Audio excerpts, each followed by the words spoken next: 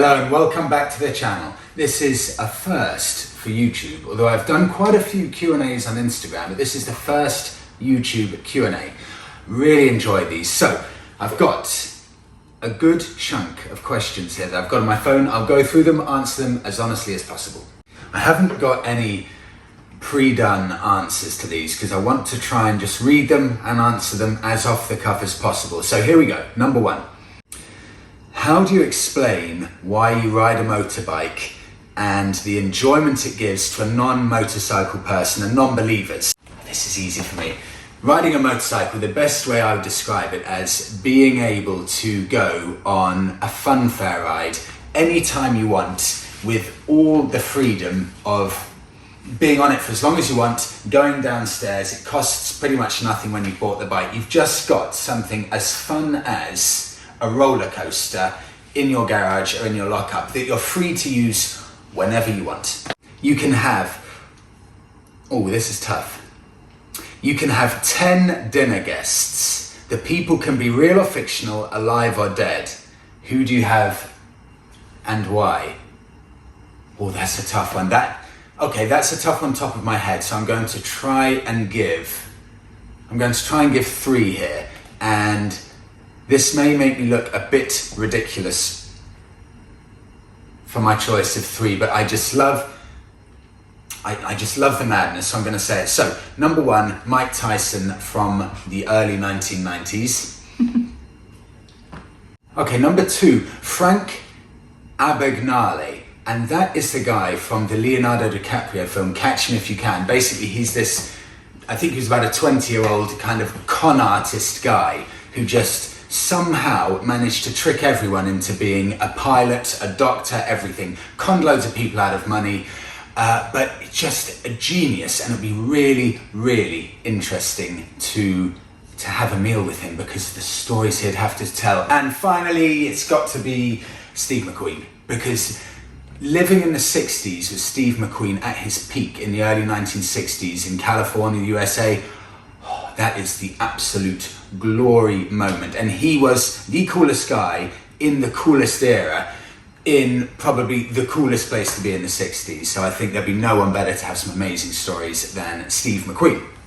2 more. How could I forget? James Hunt, 1976 Formula One world champion, famous for his partying and being the biggest playboy of the era. There'd be no one more fun to have dinner with than him. And modern times, Elon Musk, massive character, he'd be great to have dinner with. Okay, on to the next one.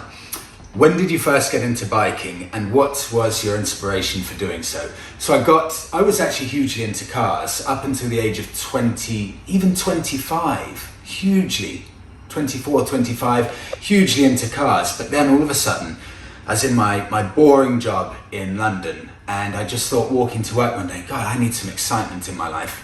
So I thought, just all of a sudden everything switched, and I thought, I'm going to go and do my bike test. And that one day, just everything completely clicked. I booked all of my direct access bike course, so I biked, basically, I went from never having ridden a motorbike to passing my test effectively within a week. I failed first time, but within a week or 2. And it was just the freedom, and it's like driving a car, but to the nth degree, a whole nother degree of freedom, excitement and fun. Plus, it's attainable for everyone. You can buy your dream bike relatively for peanuts compared to the cost of buying a dream car. It's attainable, it's fun, it's incredibly cool, just everything about it. What bikes have you had since learning to ride? Okay, so straight after I passed my test, I bought a bike that I thought was a really cool naked bike, and that was a Honda CB500F from about 2007.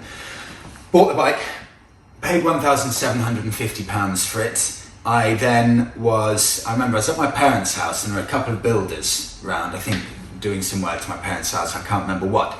And they said, you're into biking? I said, yeah, I love biking. And they said, what bike do you have? And I said, I've got a Honda CB500F, expecting them to be like, nice bike. And they went, what is it, commuter? I was like, no. And they're like, oh, right. And it was awkward. I didn't know what a cool bike was. So basically, I was heartbroken, and a week after that, put it onto Auto Trader to sell because I realised maybe it wasn't a cool bike. And I made a £600 loss in 2 weeks. I then bought a Suzuki RF 600 from 1993, and that cost me £790 because I'd lost all my money on the Honda. And I thought this was an incredibly cool sports bike until 2 months later I realised it wasn't a cool sports bike. I took it to the mechanic and he said, yeah, I never like these bikes. So I kept that for about a year. I bought it for £790 and I sold it for £200. After that, I bought the first bike that I thought really was cool, which I kept for about 5 years. And that was a 2007 Triumph Speed Triple. And that's the first bike that cost proper money. That was £4,100. And it was all black, gold forks, 1000cc. It looked incredible. And I really liked that bike. Bought it for £4,100 and I sold it because at the time I had a recruitment company and business was going very badly, so I had to sell loads of stuff. Sold that for £2,800. Bought, and then I thought I'd have to quit biking because I'd run out of money. Thought I'd quit biking and that lasted for 1 week before I thought, no, this is too miserable without a bike. So I bought for £790 again, maybe even £820. £820 I bought a 2001 Suzuki Bandit in electric blue, and I loved it. It was the least reliable bike I've ever had, but it was so quick, it would keep up with anything. And then I ended up selling that, taking a loan out to buy Triumph Bonneville for, what was it, £3,650, Triumph Bonneville, and that's what I've got now.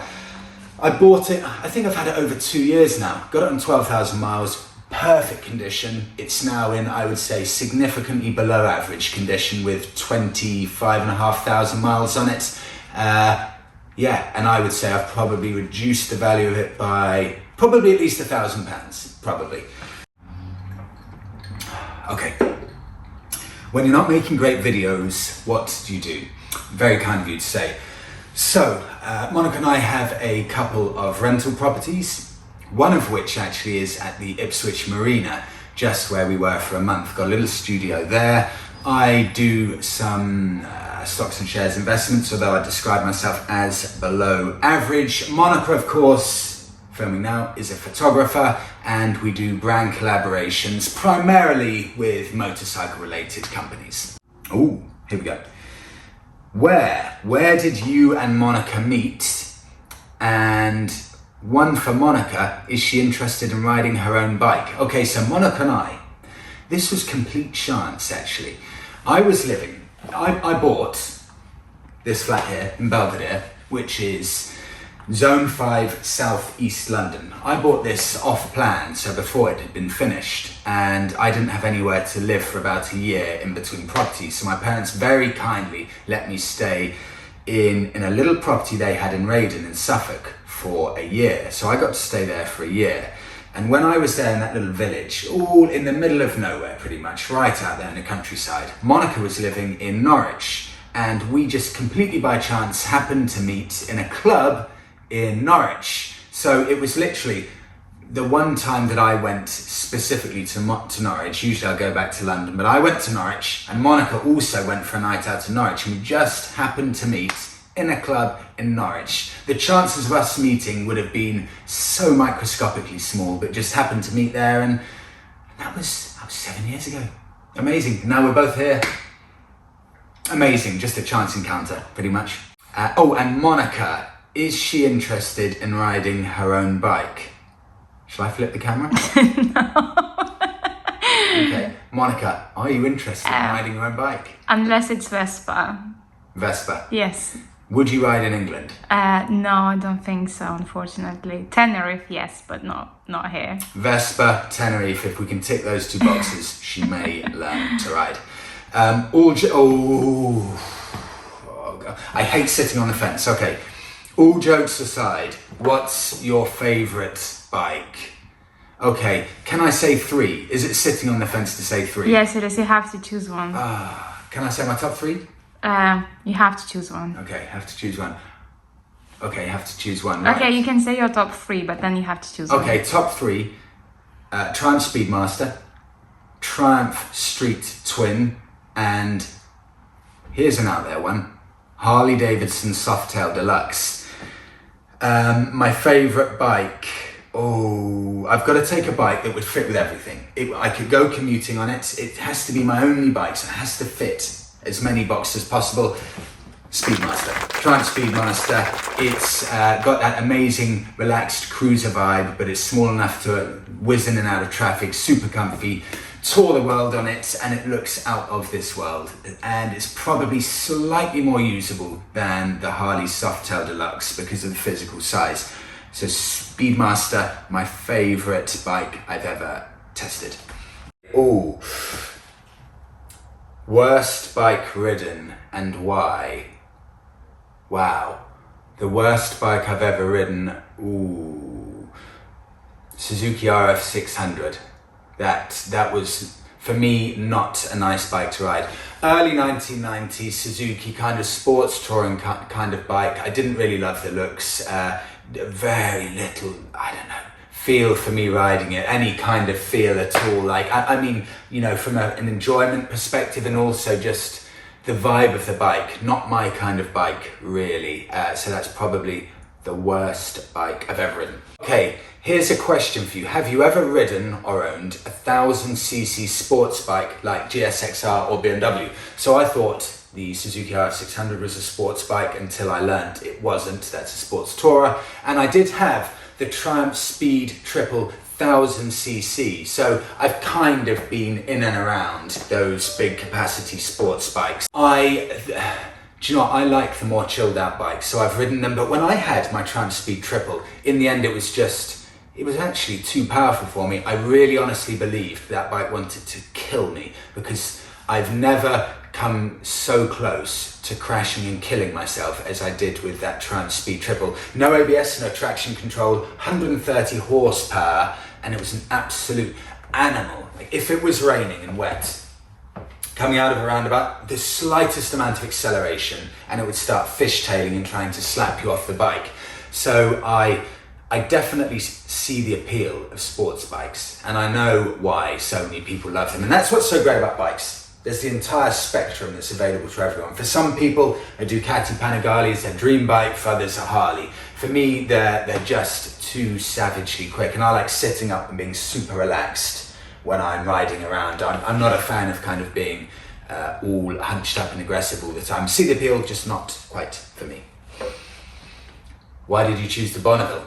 This is a great question. Okay, I chose the Bonneville because it, for me, is one of the best looking bikes on the market.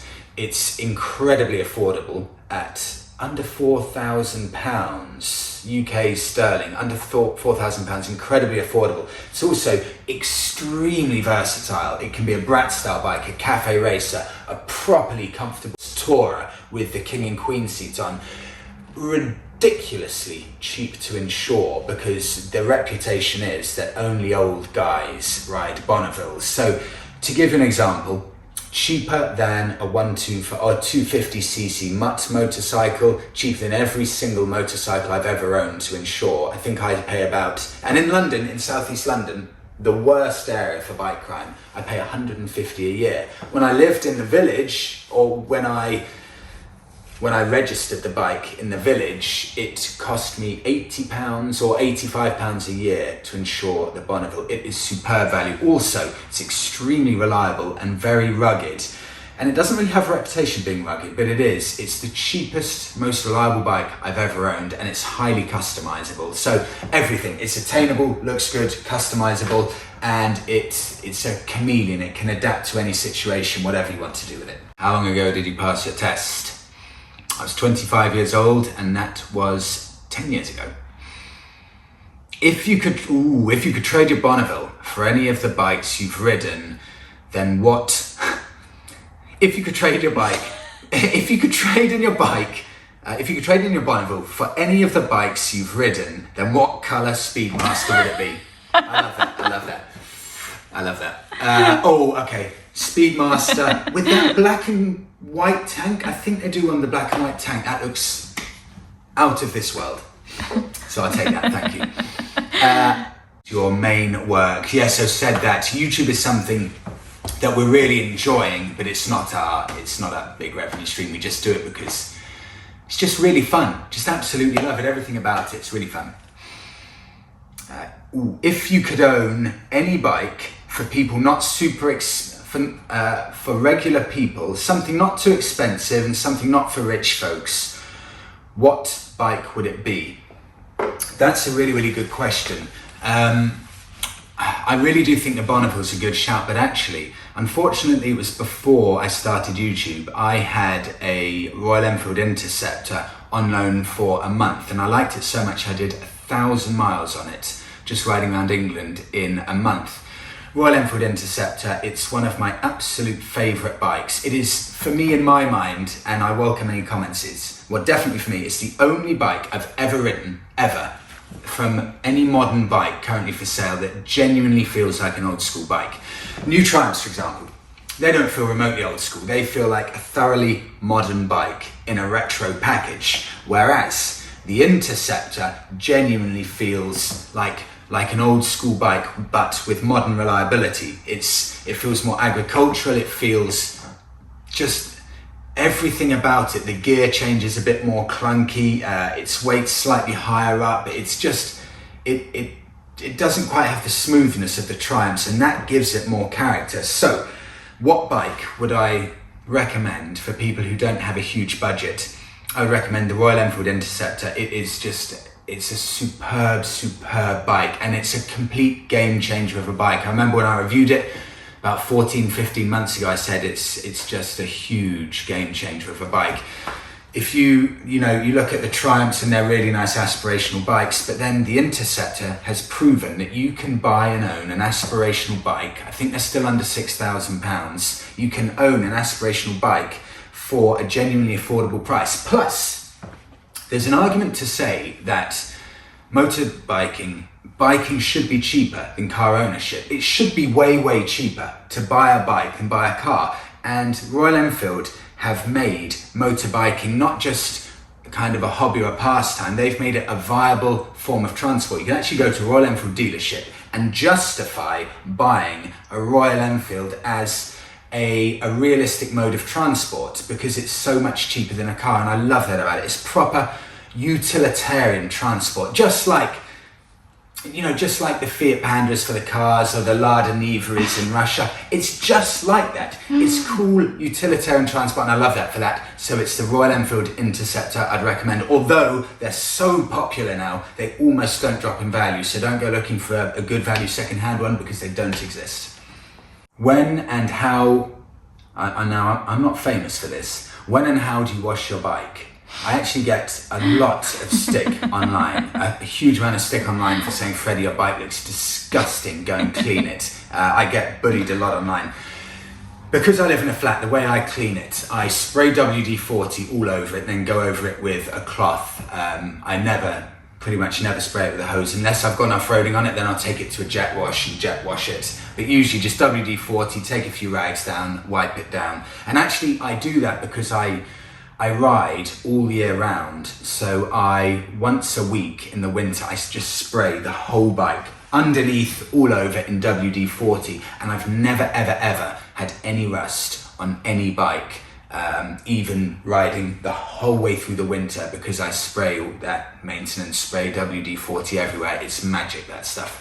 Greetings from Greece. Why don't you try other bike categories? I mean, I don't want to mess with the retro identity of the channel, but the Triumph Tiger is amazing.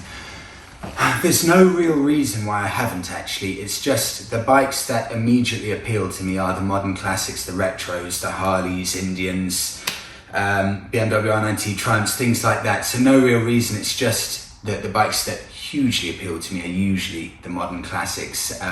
But there are a lot of cool looking adventure bikes I really should try. I should try one to at least know what it's like, and I need to be open-minded, so I should try.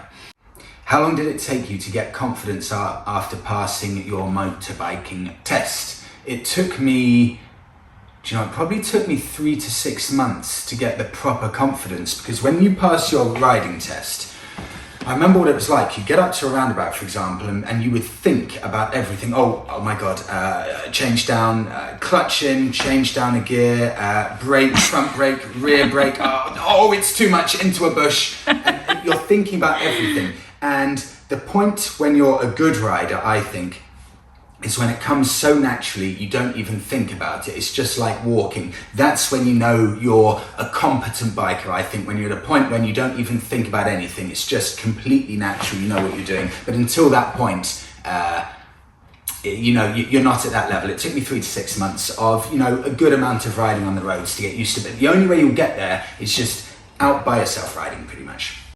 Why don't you teach Monika how to ride? It would be very exciting. Okay, fun story. I taught Monika very briefly. Okay, actually, let's go back. I taught Monika to ride a moped in Bali when we were there. So she can ride a moped, except she almost went through the front window of our hotel when she freaked out. I then tried teaching Monika to ride my Triumph Bonneville in her mum's allotment, and she actually managed to ride it. Yeah, that was easy, yeah. Wasn't it? Yeah, it was easy. Yeah. And she rode that fine. I was amazed. She was happy riding that around the allotment. We then put her onto the 250cc Mutt Mastiff in the allotment. And I told Monika, if you freak out, pull in the clutch and take your hand off the accelerator. Everyone, when they freak out on a bike, the first reaction is, oh, and there goes the accelerator. I said, Monika, that will happen if you freak out. Do not do that. Monika gets on the 250 Mutt, starts freaking out. First thing she does, flies off into the distance, and this was a Mutt rental bike. It was a press bike, brand new, and I almost had a heart attack, and she badly damaged her leg. Well, badly damaged, it was badly bruised. I don't think you dropped it, did you? No, I didn't. Somehow she didn't drop it, but that was scary, really scary. But yeah, I'll try and teach her when the time's right. Yeah. Maybe with a Vespa or something, but yeah, maybe. Where would you live? Anywhere in the world, if the choice was yours. Relevant question, because my favourite place in the entire world is Tenerife, which is a Spanish island just to the west coast of Africa. It's just amazing. I love it there. And actually, we're planning on, I don't know, what would you call it? Would you call it relocating? We're planning on relocating there. So, can't see it now, but we're just starting to pack up the first few things of the flat and clear it out, because in theory, someone should be renting out this flat and we should be heading off to Tenerife, possibly in a month or two. Once it's all confirmed, I will, of course, let you know. We'll take the Bonneville, the Fiat, trailer, everything. Why do you do so many good bike clothing reviews, and is it paid advertising? Actually, all of the gear I've got, or a huge chunk of the gear I've got, is from previous brand collaborations, largely thanks to Monika's photography. But actually now for YouTube, all of the clothing reviews, if I, for example, do my favorite boots, or if I do my gear for the day, that isn't paid. It's just because I like sharing the gear that I like most, and I'm lucky enough to be able to compare a few different items from each category that I've got.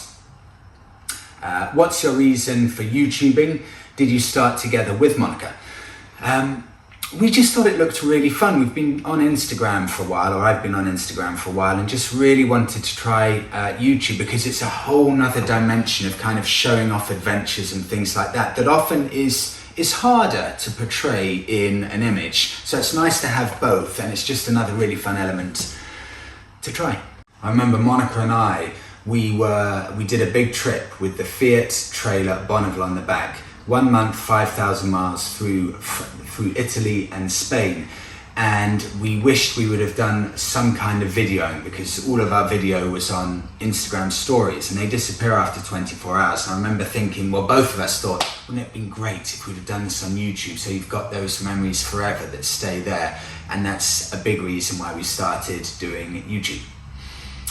Next question, was it intentional to be doing the most part of your YouTube biking on a slightly older Triumph? No, it wasn't actually. I guess it's all relative, because, yeah, like the Triumph, it's my dream bike. It just happens to be a slightly older one, and you know, it's only about 3.5K or something like that. So no, it wasn't intentional. It was actually, funnily enough, the biggest loan that I was allowed to get at the time. I was allowed to get a £4,000 loan. About 2 years ago, that was the max I could get, and this was the bike. that would effectively max out my loan. So it's the best bike I could have got. What camera microphone setup do you use, or rather what does Monika use? Have you tried considering any others? So Monika uses an iPhone 12 Pro Max with, is it a Rode microphone? Yes. With a Rode microphone, and she will use for photography and things like that, Canon 5D Mark IV, and she also loves her Fujifilm X Pro 2. Yes. Although I should say the microphone that we use for the phone when we're filming, it's not the greatest microphone, so I do often have to apologize for the sound quality, but we're always looking to improve and, you know, always evolving and getting better equipment and gear and stuff like that. How do you do route planning and route navigation? Quad lock attached to the bike, Google Maps, motorways off, click on the destination, and that's it. Every route we've ever done, whether it's in France, Spain, England, every route is literally just Google Maps, motorways off, and it's brilliant. I never do any specific planning of route, just wake up, head off, and do that. How much time do you spend on this channel, and are you hoping to make it your career ongoing? You know what the funny thing is? Probably about 8 months ago, maybe 7 months ago, Monika and I thought, okay, let's get into YouTube. Spent a huge amount of money on a stabilizer, really good camera, loads of really good in-depth software, and we kept putting off making YouTube videos because it was so daunting getting the massive camera out, putting on a stabilizer, balancing that stabilizer, getting everything ready, thinking, okay, right, every video has to be like a feature-length film with incredible cinematography and things like that. And we never did anything. It took about a few months of us just messing around, never doing it, always procrastinating, until we got the Indian Scout bobber, and Monika just woke up one day and said, look, let's just go out and shoot it on a phone because it's just much easier and less daunting. So that's where we are now. But yes, to answer your question, it does take a lot of time. If we make a 20-minute video, it can often take it the best part of a day to film it. Monika then takes still about a day, isn't it, editing? Yeah. About a day editing. And to answer the next bit of your question, are you hoping to make it as part of your career? So we started this off, when we started all of this off, kind of doing content creation, motorbike related stuff, just started off organically. I was still working in a cardo actually, doing deliveries, grocery deliveries, and it's just organic. You kind of never know where this stuff will go. You just give it your best shot and see where things naturally evolve. So I really don't know where it will evolve to, but we just keep going, doing what we're doing, and then just enjoy the journey and see what happens. But do you know, I've given up trying to plan anything because nothing ever goes to plan. How often do you get sent gear or are offered bikes to ride, and how does this sort of thing come about? Well, interesting story, because when I had a recruitment company that I set up at the age of 25, and I was working a lot with companies in Gibraltar. That was going brilliantly. Met Monika, Monika came on board as well, and we both had this recruitment company called Digitivo. And that lasted 8 or 9 years. That then failed for a number of reasons, but I don't know, I just lost the spark. I couldn't progress the company anymore. Ran out of talent, that failed. And I ended up going from having my own recruitment company to working for 1 year as a delivery driver for Ocado, delivering groceries around London and Kent. And it was at that point that Monika said, look, should we start posting, or shall I start posting some pics from us riding around Bali and things like that on Instagram? And I said, Monika, don't be so silly. Come on, just forget about it. Keep working in your job and I'll keep going with Ocado. But she started posting, and you know, the pics started getting a few likes and things like that, and everything started progressing naturally. And then as you get more followers, you get more opportunities, and then you basically just kind of networking and doing your thing and going out on bike rides and things just start naturally progressing without you realizing at first. It's a natural evolution. So just get into the sector, do your thing, just enjoy it, and just make sure that any opportunity you get, you don't say no to, pretty much. And I almost forgot to answer the first bit of the question. How often do you get sent gear or are offered bikes to test? I'm very lucky now that we get very frequent opportunities to test bikes and gear. So it sounds like a dream, and it is. It's really amazing. Honestly, it's really, really amazing. It's just as fun as it sounds. Incredibly lucky, and it's a dream. Okay, I'm a new rider. What advice would you give to a past self about riding? Maybe it will help some of us. Yes, easy. The big mistake I made was I thought you need to be sensible with your first bike. I thought, okay, Fred, go out and get a sensible bike, like a learner bike, a Honda CB500, a bike that I never wanted, but I thought, this is sensible. This is the right thing to do. I need to make sure I'm safe and sensible. Wrong. Some people may not like me saying this. Go out, if you pass your test and if you've got the money, go and get your dream bike, or go and get the bike that you actually want to ride. Because if you go and buy the bike that you actually want to ride, you're going to save yourself a lot of time, hassle and heartache in going through the process of pretending to be sensible on a simple bike. Just go out there, buy the bike you want and enjoy it to the fullest. But what if you drop it? Yeah, if you drop it, that's a shame. That's a shame. Yeah, that is not ideal if you drop it. Okay, I'll add into that. Just be careful for the first couple of weeks. Just be careful. Enjoy. Go out and buy your dream bike if you can. If you can afford it. If I could go back and I had the money and I could afford it, I'd go out and forget about the Honda CB500, forget about the Suzuki RF and move straight onto the Speed Triple pretty much. In fact, forget that. Get straight onto the Bonneville. Oh, here we go. I'm onto the final one actually. Are you filming? Yeah. Okay. This is a good question, but I want to show you. So, first time buying kit, what would you recommend? This is a perfect question to finish on, because I remember when I passed my test, I had no idea what a cool bike was and what cool gear was. I had no idea. I also didn't know where to buy it from and how much I should spend. I would just go down to my local J&S Accessories, which is, it's a good company, but it's more mainstream, just, your basic gear. But if you want the slightly edgier gear, the slightly more cool kind of lifestyle gear, it's hard knowing where to get it until you get into those circles. So let me show you my idea or my recommendation for a first biking outfit. Before I show the gear that I'd recommend for a first time buyer, one thing that kind of transformed me being able to get the cool stuff I needed when I wasn't, it was hard to get gear financially. Go onto eBay, go onto Gumtree.